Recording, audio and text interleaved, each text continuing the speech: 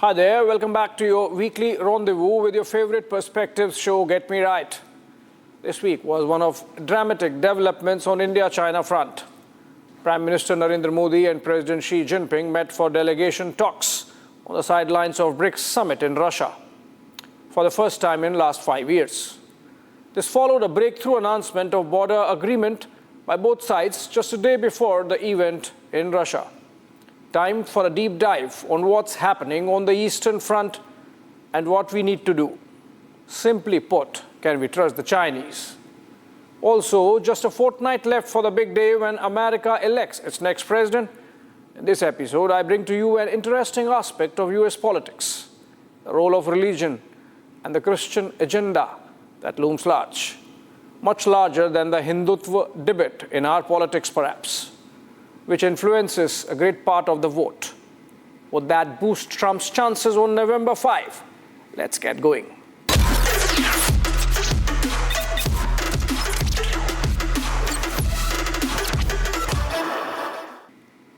The cold desert passes of eastern Ladakh turned hot in June of 2020 when a Chinese military formation came into the Galwan Valley and created a situation that led to clashes and death of 20 Indian soldiers. Chinese suffered casualties too, but as true friends of Pakistan and having imbibed some of their values, the Chinese refused to accept their martyrs. Remember what Pakistan did during Kargil. Their martyrs. Our martyrs, of course, were bestowed gallantry awards, including the second highest wartime award, the Mahavir Chakra, to Colonel Santosh Babu, who led those troops.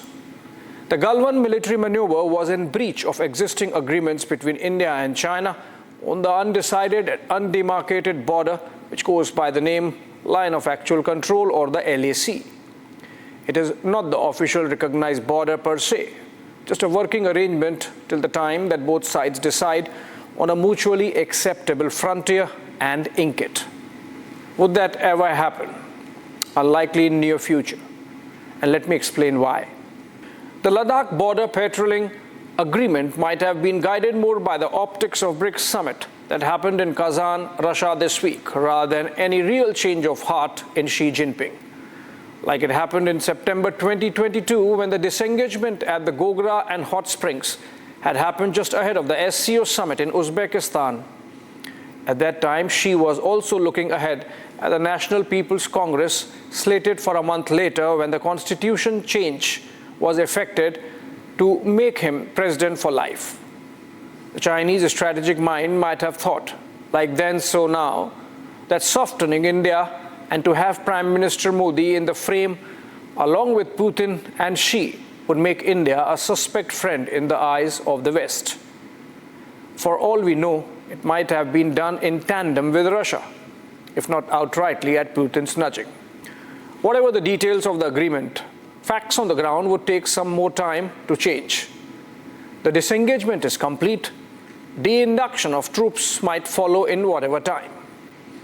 At the peak of tensions in the summer of 2020, I had engaged with almost all key interlocutors involved in India's defense posture to counter the Chinese breach of trust. Bottom line picture that came out based on those interactions. 1.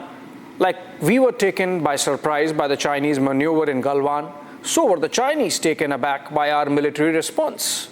The Chinese generals were not expecting that India would mobilize to this scale.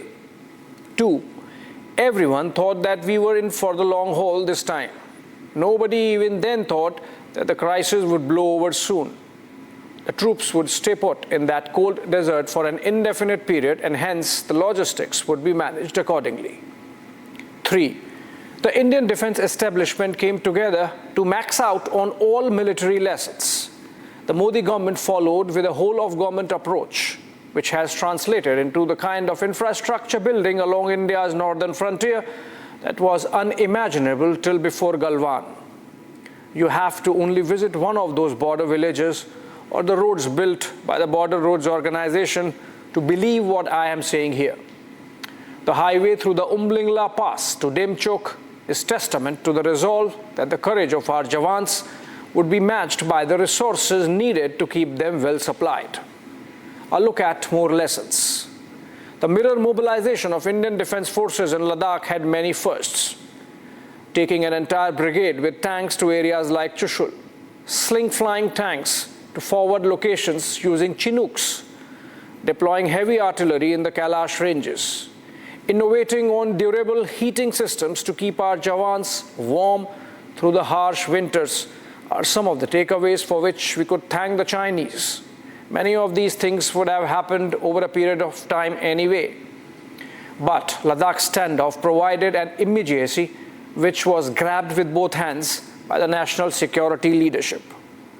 The skills acquired mean we are an even more battle-ready army than before. The deployments have cost around rupees 100 crores per day, peaking to rupees 200 crores per day in winters. This was just for the boots on the ground. Remember, we also had our biggest Air Force mobilization in recent memory. If the Chinese blinked, it was in good measure also because the Indian Navy deployed to max in the waters of Malacca Straits and beyond to the South China Sea. It was a warlike mobilization with warlike costs, even if no bullet was fired. That must have been one of the objectives of the she-headed Central Military Commission, to inflict debilitating costs during the wobbly pandemic period economy. You know what? In the case of Pakistan, when General Pervez Musharraf sabotaged the Lahore peace process, Nawaz Sharif could say that Pak Army does not report to civilian government. In the case of China, the People's Liberation Army takes its guidance from the she-headed Central Military Commission. So obviously Galwan was orchestrated by the Chinese president. If this was the intent, what should we be doing? China sees India as a present competitor and a potential future threat that needs to be kept on tenterhooks, even taken off balance occasionally. This much is explained by the now clear, if unstated, policy of not resolving the border question. From Ladakh now to Doklam in 2017, to Chumar in 2014, and Depsang and Demchok earlier, all fall in a pattern of what has come to be known as the Chinese salami slicing strategy, going back all the way to 1959 and before. Not that India is singled out for this strategy. China shares land borders with 14 countries to its east, west, and north, and has maritime boundaries with another 6 in the South China Sea. Leave aside those in Central Asia, where it has made some adjustments aimed at earning goodwill at the expense of territorial claims. China has standing border disputes with a majority of these 20 neighbors. And you might be surprised with Russia also. Sometime in July of 2020, our ideological friend and brother, Putin, was also not spared by Xi. A tweet by the Russian embassy showcasing history of the Vladivostok port drew flack from Beijing, with official Chinese media countering it by claiming that till 1860 the famous Far Eastern port town was in fact Chinese territory. In 2018, the Chinese embassy of the southern Pacific island state of Tahiti rented a residence for the ambassador. On completion of the term of the lease agreement, the owner wanted the property back. China flatly refused, offering to buy out instead. Apparently, they had built some snooping infrastructure, radars, etc., and did not want to give up on those despite the Tahiti government offering alternative sites. Now, who bullies with a private citizen of a tiny country? Seems only China can. China has claimed entire Mount Everest as belonging to Chinese territory, scaring poor Nepal. And in June 2020, the same time that it launched the Ladakh misadventure against India, China claimed the Sakting Wildlife Sanctuary in Tashigang district of Bhutan as its own. Imagine, the place is lower than Tawang in terms of latitude and gives you an idea of Chinese browbeating of even the smallest of its neighbors. How does India steer this fundamentally altered relationship now? It is unlikely that there is going to be a short-term solution to this. India has shown to the world how to engage with the bully.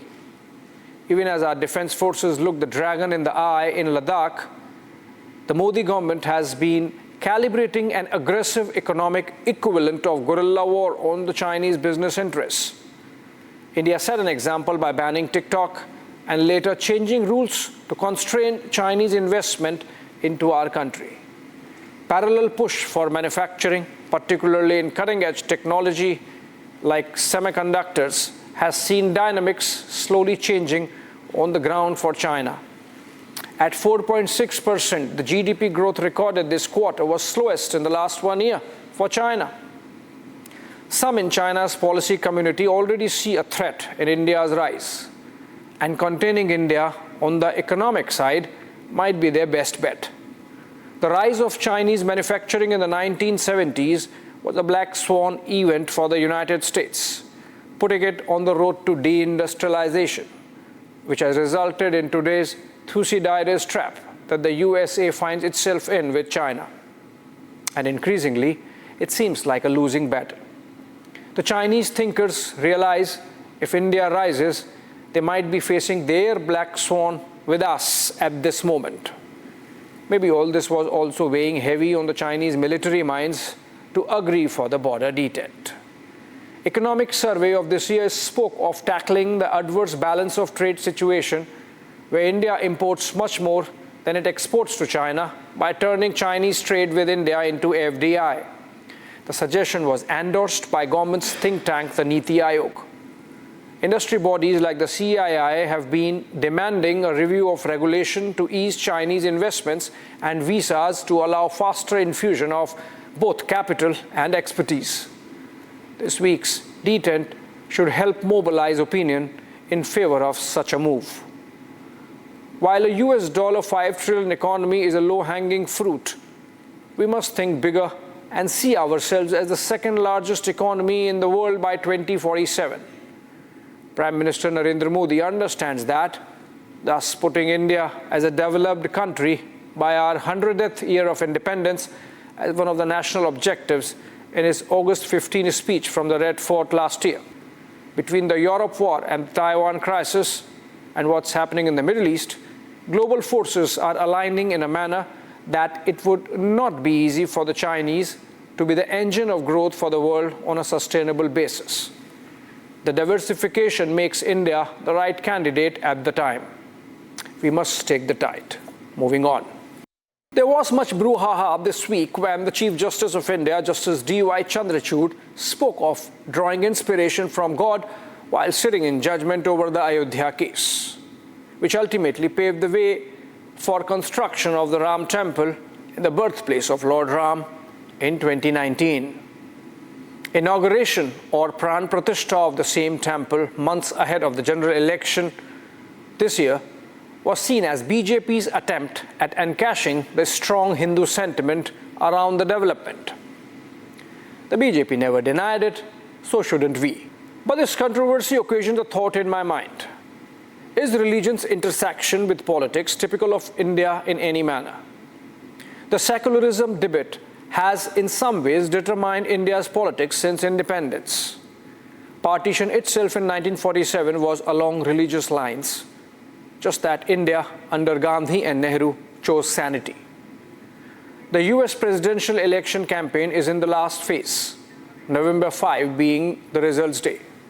Voting by mail is happening as we speak and might have covered substantial ground, though it might go down to the wire in swing states and swing counties. This week, Republican presidential candidate and former President Donald Trump appeared before a Catholic audience delivering a roast at the Alfred E. Smith Foundation Memorial Dinner. The Al Smith Dinner, as it is called, is an annual pin-up in New York City's calendar of events to raise funds for Catholic charities supporting children of various needs in the Archdiocese of New York and hosted by the city's Archbishop. It is organized in honor of Al Smith, New York's 4 times governor who rose through poverty to become the first Catholic nominated for president by a major party. He was Democrat nominee in the 1928 elections and lost to Republican Herbert Hoover. I would recommend a watch for the dinner speech by Trump to understand in detail and with amazing hilarity the influence religion has on American politics. Listen to some of it. I didn't like Biden very much, and now I like him quite a bit, and now I say that she's much worse than him. He was a much better candidate than her, actually. And when we hopefully win, dispose of her, I like her a lot, but right now I can't stand her. It's true. I can't stand her. I've never liked people that I was competing against. When you do, a lot of bad things happen. And we are doing well. By the way, the votes are starting to come in. You got to get out and vote. And Catholics, you got to vote for me. Just remember. You better remember I'm here.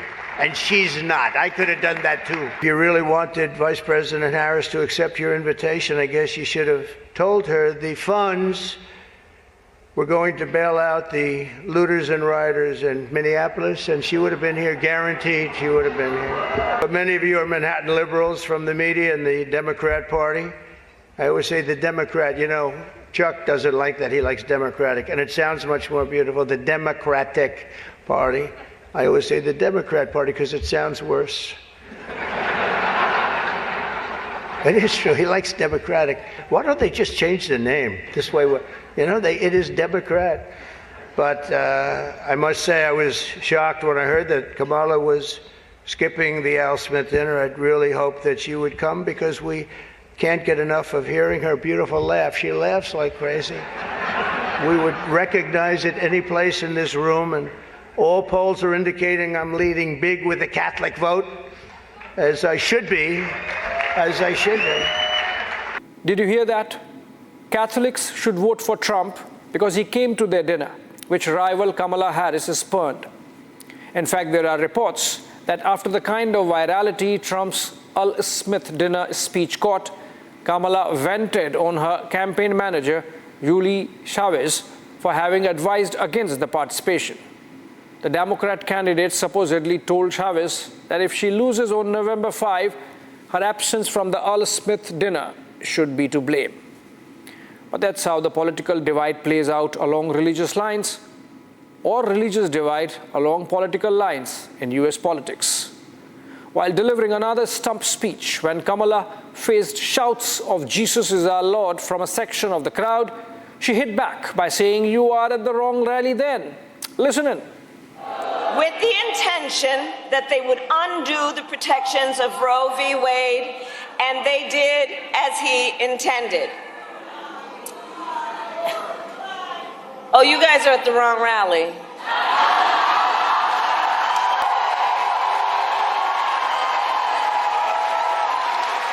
No, I think you meant to go to the smaller one down the street. The Democrats, of course, constitute the liberal secular pole of American politics. And for Kamala to say what she said on being interrupted buttresses claims of her being far left of the Democratic establishment. When Kamala was obstructed with "Jesus is Lord" jibe, she was speaking on a contentious issue in American politics, and one that is directly connected with Christianity and the Bible, that of Roe v. Wade. It's a 1973 Supreme Court ruling which allowed women the freedom of abortion. Since then, Roe v. Wade has been a looming presence in every presidential election as an issue of women's right to choose. This election also, the most combative part of the Trump-Harris debate on ABC, was the one where the two sparred over their respective positions on abortions, with Kamala accusing that if he becomes president, Trump would orchestrate a national ban on abortions. Despite his conservative position, Trump took a centrist line, saying he would let the states choose. Incidentally, the Supreme Court of the United States overturned the Roe v. Wade in 2022, ending the constitutional right to abortion, ironically during a Democrat administration. A biblical debate there on a core Catholic belief that censures abortion as against life. As a conservative, Trump has been at it for a while. Speaking at West Palm Springs, Florida on July 27, Trump announced that he would be setting up a federal task force on fighting anti-Christian bias, and its mission would be to investigate all forms of illegal discrimination, harassment, and persecution against Christians in America. The fact that a presidential candidate has to make such a promise shows the salience of majority Christian sentiment in the United States. In fact, identity politics is as deep-rooted in the US as in any other part of the world, including India. And the so-called liberal space politicians are neck-deep into it. Listen to Obama. So if you don't mind, just for a second, I'm going to speak to y'all directly and say that when you have a choice that is this clear, when on the one hand you have somebody who grew up like you, knows you, went to college with you, understands the struggles and pain and joy that comes from those experiences. Did you hear that? Obama, that epitome of liberal sentiment, not just in the United States, but around the world, is asking blacks to vote as blacks for Kamala Harris, who grew up black, and not as citizens of the United States who should be free to choose based on how their bread is buttered. I recall a speech, in fact, Barack Obama delivered in his early years as president at the Al-Azhar University in Cairo, Egypt, where he mentioned how Azan influenced his spiritual being during his growing up years in Indonesia. Obama later used that speech and the occasion to make his Muslim outreach for the Middle East conflict. Though it's a different matter that a more transactional Trump got much greater success in the region, his efforts culminating with the Abraham Accords, which have withstood the ongoing war between Israel and Iranian proxy forces from Hamas to Hezbollah to Houthis for over a year now. On identity politics, there's a group called White Men for Harris that seeks to create an impression that Kamala Harris is not about blacks, Hispanics, Mexicans, and migrants alone, that she is as much about the mainstream white male America. So much for all the modernism and postmodernism. Role of religion in American politics goes back to its founding years. President Abraham Lincoln issued Proclamation 97 in the year 1863, appointing April 30 every year as the day of prayer and fasting. The presidential decree recognizes the authority of God over affairs of men and nations, and goes on to ask citizens to abstain from their secular duties for a day and dedicate themselves to the Lord in prayer. The same Lincoln, in his second inaugural address, described the two warring sides of the Civil War thus: both read the same Bible and pray to the same God. In God we trust, says the dollar, and don't we love it? Thanks for watching.